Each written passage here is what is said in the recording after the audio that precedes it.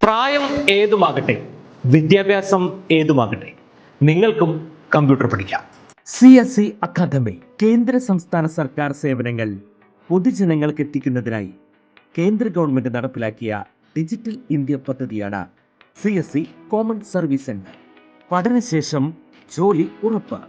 നിലവിൽ CSE, അക്ഷയ, മറ്റ് ജനസേവന കേന്ദ്രങ്ങൾ തുടങ്ങിയ സ്ഥാപനങ്ങളിൽ ജോലി ചെയ്യുന്നവർക്കും സ്വന്തമായി ബിസിനസ് സ്ഥാപനം തുടങ്ങുവാൻ ആഗ്രഹിക്കുന്നവർക്കും പ്രത്യേക പരിശീലനം. പഠനശേഷം ജോലി ഉറപ്പ്.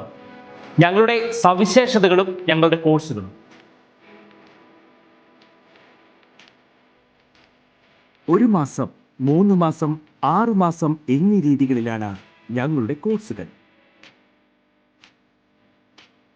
നിങ്ങളൊരു ജോലിയാണ് ആഗ്രഹിക്കുന്നതെങ്കിൽ ഞങ്ങളുടെ കൂടെ. കൂടുതൽ വിവരങ്ങൾക്ക് വിളിക്കൂ. Supreme CSE academy, 3rd floor, സൗഹൃദ ആർക്കേഡ്, വടക്കാഞ്ചേരി. ഫോൺ 8590803536 9400478768. മാധ്യമ വിമർശനവുമായി മുഖ്യമന്ത്രി പിണറായി വിജയൻ രംഗത്ത്. ഇടതുപക്ഷം വീണ്ടും അധികാരത്തിൽ വരുമെന്ന് ജനങ്ങൾക്ക് പ്രതീക്ഷയുണ്ട്. ഇതിൽ ചില മാധ്യമങ്ങൾക്ക് പരിഭ്രാന്തിയുണ്ട്. അവർ അധാർമികതയുടെ ഏതറ്റം വരെയും പോകുന്നു. കളമശ്ശേരി പോളിടെക്നിക്കിൽ ലഹരിമരുന്ന് പിടിച്ച സംഭവം ഇതിന് ഉദാഹരണമാണ്. ആ സംഭവത്തിന് ചില മാധ്യമങ്ങൾ ഇടതുപക്ഷ വിരുദ്ധ നറേറ്റീവ് നൽകിയെന്ന് മുഖ്യമന്ത്രി വിമർശിച്ചു. ഇടതുപക്ഷമാണെങ്കിൽ ആക്രമണം, ഇടതുപക്ഷമല്ലെങ്കിൽ ആക്രമണമില്ല. മാധ്യമങ്ങൾ കുട്ടികളുടെ രാഷ്ട്രീയം അന്വേഷിച്ചു നടന്നു. ഒരു വിദ്യാർത്ഥിയുടെ രാഷ്ട്രീയം മാത്രം ലക്ഷ്യം വെച്ചു.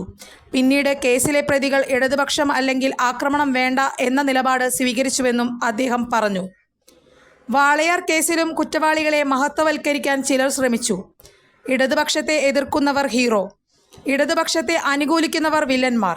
ഇതാണ് ചില മാധ്യമങ്ങളുടെ നിലപാടെന്നും മുഖ്യമന്ത്രി വിമർശിച്ചു. കൂടുതൽ വാർത്തകൾക്ക് ഞങ്ങളുടെ ചാനൽ സബ്സ്ക്രൈബ് ചെയ്യുക. ഫേസ്ബുക്ക് ഫോളോ അപ്പ് ചെയ്യുക. വാർത്തകൾ വേഗത്തിലറിയാൻ Anytime News.